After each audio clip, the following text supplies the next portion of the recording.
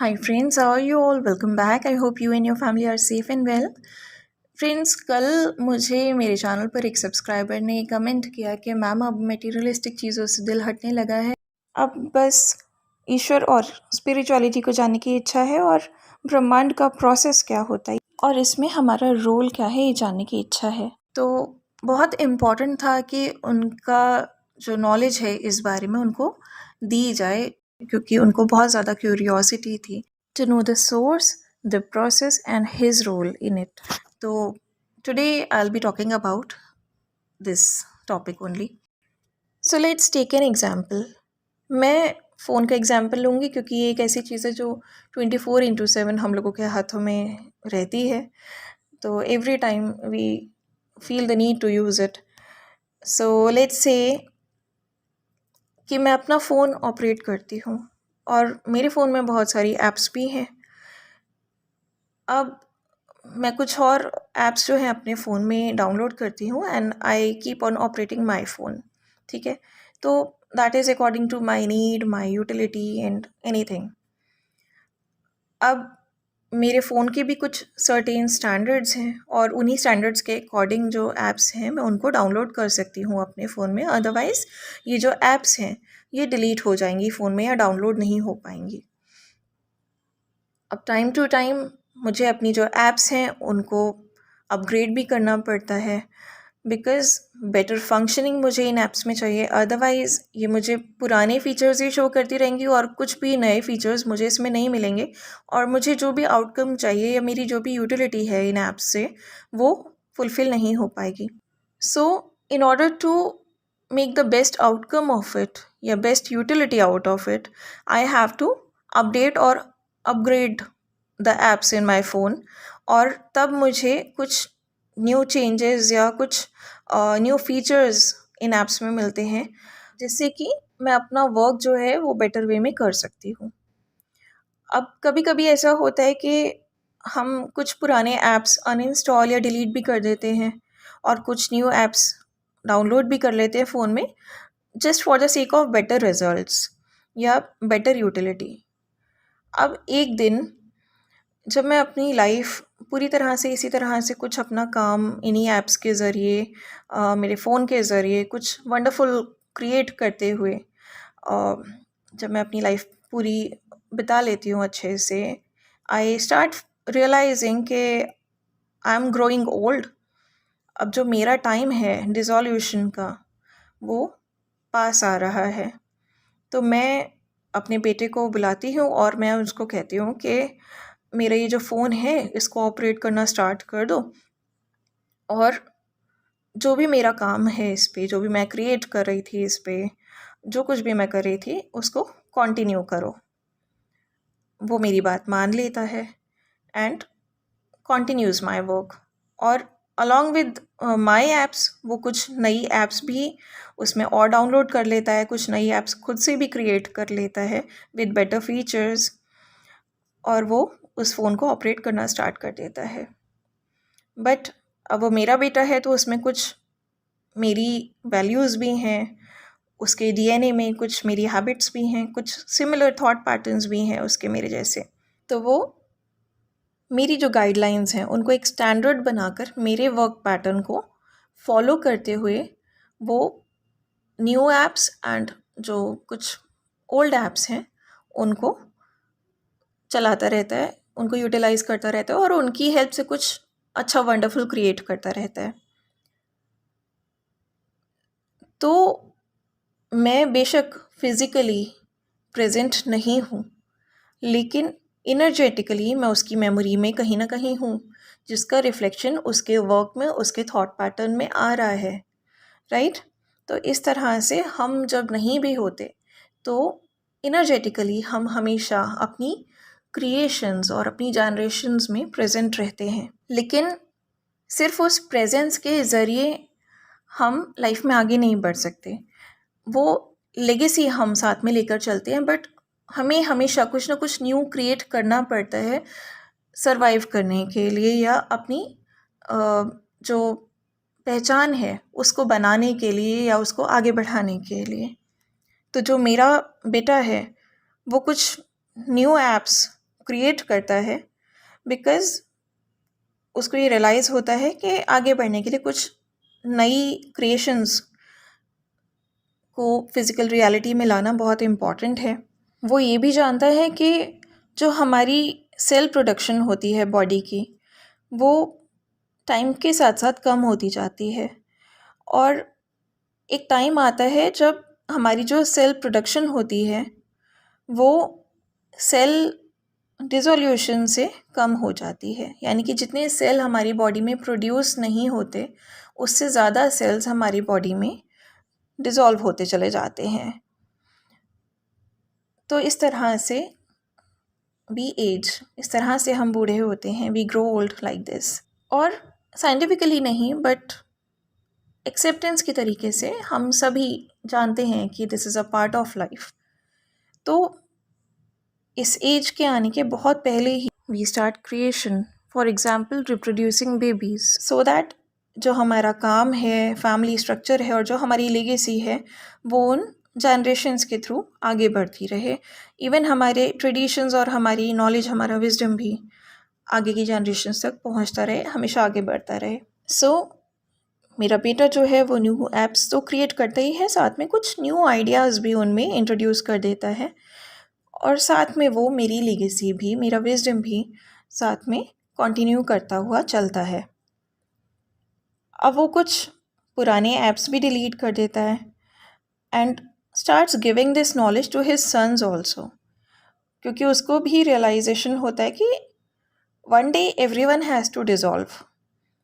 ठीक है, तो उसके जो बेटे हैं अब वो भी अपने पिता के फुटस्टेप्स फॉलो करने लगते हैं and they start creating new apps. ठीक है, वो न्यू ऐप्स की क्रिएशन स्टार्ट कर देते हैं और न्यू आइडियाज़ इंट्रोड्यूस करना स्टार्ट कर देते हैं, और कुछ पुराना जो एंसेस्टर्स का, पुरखों का विजडम है, लीगेसी है, वो भी साथ में लेकर चलते जाते हैं, वो भी उसको भी इंक्लूड करते जाते हैं अपने काम में। Because that intelligence, that wisdom, that behavioural pattern is in the memory of their DNA। वो भी अपनी क्रिएट की हुई ऐप्स को और सभी ऐप्स को टाइम टू टाइम अपडेट और अपग्रेड करते हुए चलते हैं। बिल्कुल इसी तरह से कॉस्मॉस का निर्माण होता है। ये जो ऐप्स हैं ये अलग अलग यूनिवर्सेस हैं, और ये जो अलग अलग दुनिया है, अलग अलग प्लैनेट्स में अलग अलग दुनिया है, ये ऐप्स में जो अलग अलग सेगमेंट्स होती हैं ना, उसकी तरह है। और ये जो पूरा कॉस्मॉस है ना, ये एक फ़ोन की तरह है। तो ओवरऑल अगर देखा जाए तो ये सब कुछ एक नेटवर्क की तरह है, जिसमें कई बार कुछ हैकर्स भी आ जाते हैं नेगेटिव एनर्जीज़ के रूप में, और हमारा जो नेटवर्क है उसमें घुसने की कोशिश करते हैं, और हमारा जो विजडम है उसको हैक करने की, हमारे जो ब्रेन्स हैं उनको हैक करने की कोशिश करते हैं। और तब हमें अपनी पॉजिटिविटी और अपनी स्ट्रेंथ के साथ और डिवाइन की शील्ड लेकर इन डेमन्स का सामना करना पड़ता है। ऐसे ही बहुत सारे वायरसेस हमारे खुद के अंदर होते हैं, हमारे पास्ट के ट्रॉमास, हमारे पेन्स, हम बहुत सारे हर्ट्स, वुंड्स अपने अंदर लेकर चलते हैं, जो कि हमें अंदर अंदर खाते चले जाते हैं। तो इसके लिए भी जो पॉजिटिविटी का एंटीवायरस होता है, और जो डिवाइन है, जो उनका दिया हुआ ज्ञान है स्पिरिचुअलिटी के रूप में, ये इन सभी वायरसेस और हैकर्स से बचने में हमारी हेल्प करता है। As I told in the previous video के 11 तक की जो डायमेंशंस हैं दे आर प्रेजेंट फिजिकली, और जो 12th डायमेंशन है that is a mix of physical and energetic. Like 11th dimension तक हमें 3D मटेरियलिस्टिक चीज़ों की इच्छा रहती है, सक्सेस, एबंडेंस, फाइनेंस, हमें सब कुछ कामना रहती है। लेकिन जब हम 12th डायमेंशन में मूव करते हैं तो दैट इज़ अ समागम ऑफ शिव एंड शक्ति। वो अर्धनारीश्वर स्वरूप होता है डायमेंशन का, और वहाँ पे हम हमारा जो फिज़िकल एस्पेक्ट होता है दैट स्टार्ट्स डिज़ोल्विंग इनटू एनर्जी। तो हमें सिर्फ मोक्ष की कामना रह जाती है, सिर्फ लिबरेशन की कामना रह जाती है। एंड बियॉन्ड 12th डायमेंशन यानी कि 13th डायमेंशन ऑनवर्ड्स जो डायमेंशंस हैं those are not physical in nature, वो फिज़िकली प्रेजेंट नहीं है। बट दे एग्जिस्ट, वो सभी डायमेंशंस एग्जिस्ट करती हैं। और 13th डायमेंशन में जब कोई फिजिकल फॉर्म का डिसोल्यूशन कम्प्लीटली हो चुका होता है, then it turns completely into energy. And जो वो डायमेंशन होती है, like 13th dimension and beyond that is for energies only. और जितने भी फिजिकल फॉर्म्स डिसोल्यूशन के बाद एनर्जीज में कन्वर्ट हो जाते हैं, वो सभी एनर्जीज जाकर सोर्स को ज्वाइन कर लेती हैं। And that's how source is always ever into existence, ever expanding, ever so powerful. So, even when something is no more a physical aspect, when something is dissolved into a non physical nature, even then, those people or those things are energetically present in the form of memory, and this memory is a part of DNA.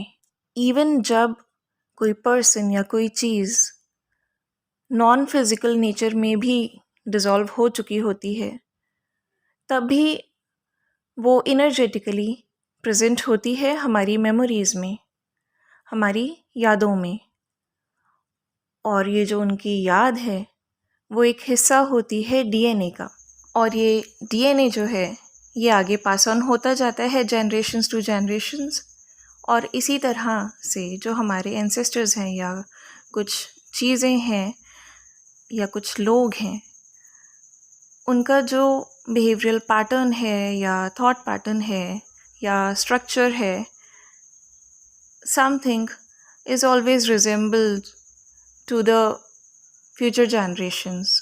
So it is said कि अभी तक 83 universes जो हैं वो create किए जा चुके हैं और 84th यूनिवर्स जो है वो अंडर कंस्ट्रक्शन है, वो अभी क्रिएट किया जा रहा है। और इनमें से ऑलमोस्ट 60 यूनिवर्सेस जो हैं वो ऑलरेडी डिज़ोल्व हो चुके हैं, क्योंकि वो पुराने हो चुके थे और उनमें से कुछ भी न्यू आउटपुट्स जो हैं वो नहीं मिल पा रहे थे। जबकि अराउंड 20 यूनिवर्सेस जो हैं वो करेंटली फंक्शनिंग में हैं। उनके जो प्लैनेट्स हैं वो भी टाइम टू टाइम अपग्रेड किए जाते हैं, एसेंशन किया जाता है वहाँ पर, in order to achieve some new and better output. अब क्योंकि जो ओल्ड मेमोरी है वो रिस्टोर्ड होती है इन सभी न्यू क्रिएशंस के डीएनए में, तो लॉज और कुछ फिनोमिनाज जो हैं न्यू प्लैनेट्स की भी अपने ओल्ड प्लैनेट्स की तरह ही रहते हैं, न्यू क्रिएशंस के भी अपनी ओल्ड क्रिएशंस की तरह ही रहते हैं। लाइक स्ट्रक्चर को आप देख लीजिए, या there can be a lot of things, but कुछ न्यू क्रिएट करना, कुछ न्यू, कुछ बेटर आउटपुट देना इज़ ऑलवेज अ टारगेट। तो अब ये बिल्कुल क्लियर है कि हमें लाइफ में 2 चॉइसेस दी जाती हैं। First is to create something new, यानी कि कुछ नया और कुछ बेहतर क्रिएट करना, कुछ बेटर रिजल्ट्स देना, जो भी हमारा करंट स्टेट ऑफ बीइंग है उससे ऊपर उठकर कुछ और बेहतर बनाना, जिससे कि सभी का कुछ भला हो सके, पूरे प्लैनेट का, पूरे यूनिवर्स का, एंड एनर्जेटिकली पूरे कॉस्मोस का कुछ अच्छा हो सके। और सेकंड चॉइस ये है कि हम सेम साइकिल में घूमते जा रहे हैं, उसी समय चक्र में घूमते जा रहे हैं, सेम पैटर्न्स, सेम गलतियां रिपीट करते जा रहे हैं, लेकिन उनसे ऊपर नहीं उठ रहे, उनसे कुछ सीख नहीं रहे हैं, बल्कि हम जो रिज़ल्ट दे रहे हैं वो वर्स्ट से वर्स्ट होता जा रहा है। और हम आगे भी कुछ नया करने की इंटेंशन नहीं रखते हैं, क्योंकि हम अपनी साइकिल्स से, अपनी जो हमें सिखाती है लाइफ, उससे कुछ नया नहीं सीखना चाहते, उससे ऊपर उठकर कुछ नया नहीं क्रिएट करना चाहते। So let's know the consequences.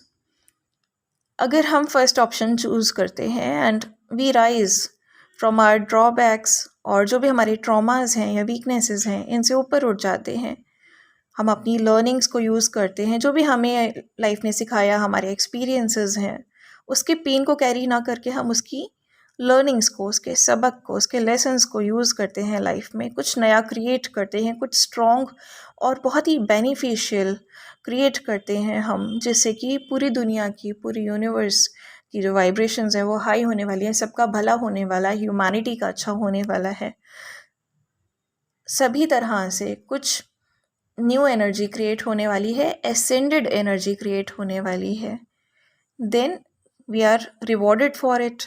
हमारे प्लानट का भी एसेंशन होता है, हमें भी कुछ बहुत अच्छे रिवॉर्ड्स मिलते हैं यूनिवर्स की साइड से, कॉस्मोस की साइड से।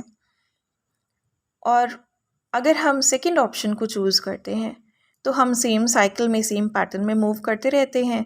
अपनी जो वीक थॉट्स हैं और जो अपने गलत काम हैं, अपने जो ख़राब बिहेवियरल पैटर्न्स हैं, उनमें ही स्टक रहते हैं, उनसे बाहर आने की कोशिश नहीं करते हैं, कुछ इम्प्रूवमेंट नहीं करना चाहते हैं, कुछ नया नहीं क्रिएट करना चाहते हैं, और ना ही ऐसी कोई अच्छी इंटेंशन रखते हैं।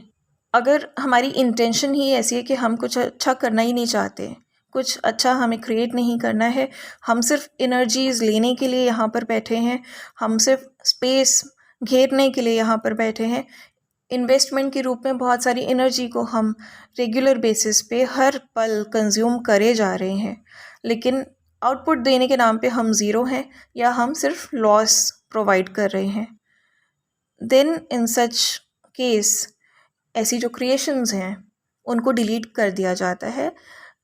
सिमिलरली जैसे कि आप अपनी फ़ोन में से जो भी अनवर्दी एप्स होती हैं उनको अनइंस्टॉल कर देते हैं, राइट? तो it works in the same way. Therefore we all need to support upgradation and ascension of our planet. हम सभी को अपना सपोर्ट देना चाहिए पूरी तरह से प्लानट के एसेंशन में, और हमें सपोर्ट करना चाहिए एक जो गोल्डन एरा की संस्थापना होने वाली है उसमें हम अपना बड़े से बड़ा योगदान दे सकें। कुछ ऐसा हमें क्रिएशन करना चाहिए, choosing the first option, so that कि कुछ बेटर ह्यूमंस और कुछ बेटर लिविंग बीइंग्स जो हैं वो क्रिएट हो सके हमारे अपलिफ्टेड और रिफाइंड डीएनए के साथ। ऐसा कहा जाता है कि गोल्डन एरा में फेकनेस, डुअलिटी, नेगेटिविटी जैसे कोई भी ट्रेट्स नहीं होंगे। जो बेसिक लिविंग पैटर्न होगा ह्यूमन बीइंग का और लिविंग बीइंग्स का, that will be just soul satisfaction. उस युग के लोग और सभी प्राणी, इस एरा के लोग और सभी लिविंग बीइंग्स से ज़्यादा स्ट्रॉन्ग होंगे, ज़्यादा अवेकन्ड होंगे, ज़्यादा प्योर होंगे और ज़्यादा इंटेलिजेंट होंगे।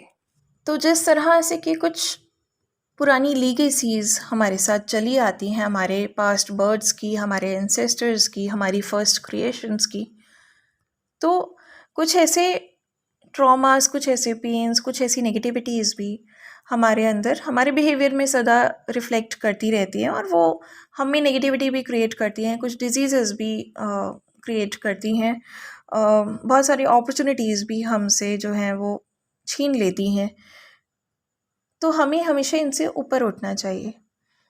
जो भी पास्ट के एक्सपीरियंसेस हैं उनसे हमें पेन नहीं बल्कि एक्सपीरियंस लेकर, लेसन लेकर, लर्निंग्स लेकर लाइफ में आगे सक्सेस अचीव करना होता है। That is our target. And just don't blame कि जो ओल्ड मेमोरी है वो आपके अंदर स्पेस ले रही है और आप उससे ऊपर नहीं उठ पा रहे, क्योंकि उससे ऊपर उठना आपका काम है। पूरी अंडरस्टैंडिंग रखना कि जो भी हुआ आपको कुछ सिखाने के लिए हुआ, जो भी आपके आगे एक्सपीरियंसेस आए आपको कुछ लर्निंग देने के लिए आए, ताकि आप लाइफ में आगे जो भी सिचुएशंस आएंगी उनको और मजबूती से हैंडल करो और सक्सेस अचीव कर सको, लोगों के आगे इंस्पिरेशन बन सको, लोगों के लिए एक गाइडेंस बन सको, लोगों को लीड कर सको, उनको गाइडलाइंस प्रोवाइड कर सको सक्सेस अचीव करने के लिए, कुछ नया क्रिएट करने के लिए, सबका कुछ अच्छा करने के लिए। जब आप इस तरह से जीते हैं तभी आप प्रूव कर पाते हैं कि आप इतने स्ट्रॉन्ग हैं कि आगे भी जो भी अपग्रेडेशंस होंगे, जो भी एसेंशंस होंगे हमारे अर्थ पर या हमारे प्लानट पर, हमारी लाइफ में भी, उन सब चीज़ों को हैंडल करने के लिए आप स्ट्रॉन्ग हैं। You can survive everything. Memory को ब्लेम करने से कुछ नहीं होगा। मेमोरी जो होती है हमारी डीएनए में, वो बहुत ही इम्पॉर्टेंट फैक्टर होती है एक्चुअली, बिकॉज जिस ह्यूमन स्ट्रक्चर में हम करेंटली हैं, इस ढांचे को बनाने के लिए भी हमारी जो डीएनए की मेमोरी है दैट इज़ वेरी इम्पॉर्टेंट। जो भी हमारे स्किल्स हैं, हमारे अंदर बहुत सारी कला होती हैं, बहुत सारी अच्छी हैबिट्स भी होती हैं, बहुत सारे ट्रेड्स होते हैं हमारे अंदर। इन सब के लिए भी डीएनए की जो मेमोरी होती है दैट इज़ वेरी इंपॉर्टेंट, जिससे कि हम अपनी लीगेसीज़ को, फैमिली की, इंसेस्टर्स के बहुत सारे लीगेसीज़ को और अपनी स्किल्स को भी जनरेशन्स तक पहुंचा पाते हैं।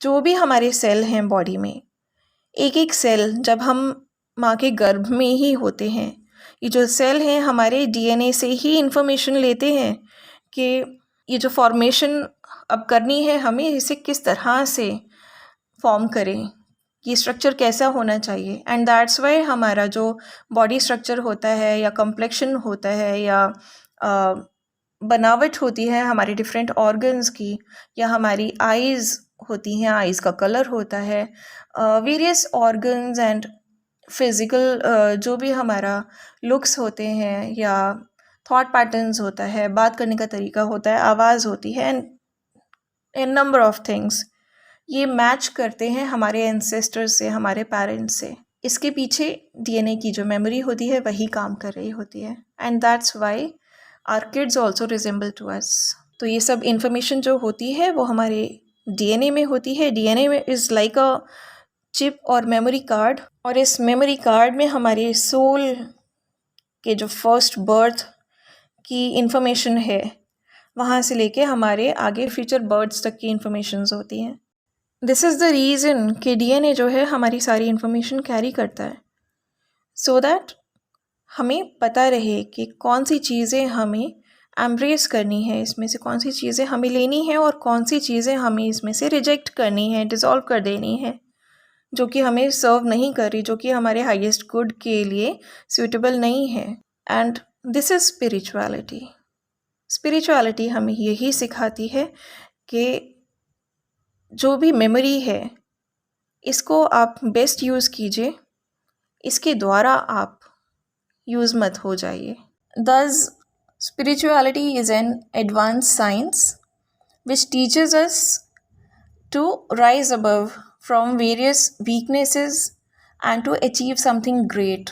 स्पिरिचुअलिटी हमें सिखाती है कि हमें बार बार उसी समय चक्र में, उन्हीं सेम साइकिल्स में घूमते नहीं रहना है, उन्हीं सेम गलतियों को रिपीट नहीं करते रहना है, उन्हीं सेम कर्मों को क्रिएट नहीं करते रहना है, बल्कि हमें उससे ऊपर उठना है, कुछ ऐसा क्रिएट करना है जिससे सबका भला हो सके, जिससे कि आपने जो एनर्जीज़ अभी तक पूरे कॉस्मोस से ली है आप उसको पे ऑफ कर सकें, आप इतनी स्ट्रेंथ में आ सकें कि आप खुद भी को क्रिएटर बन सकें, एक नई दुनिया के संस्थापक बन सके, एक नए युग के।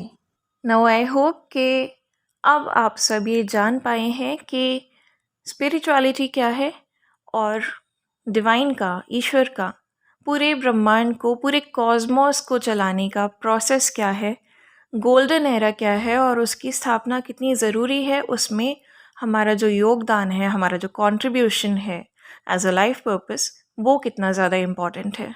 Thank you so much. Stay safe, happy, positive and blessed always.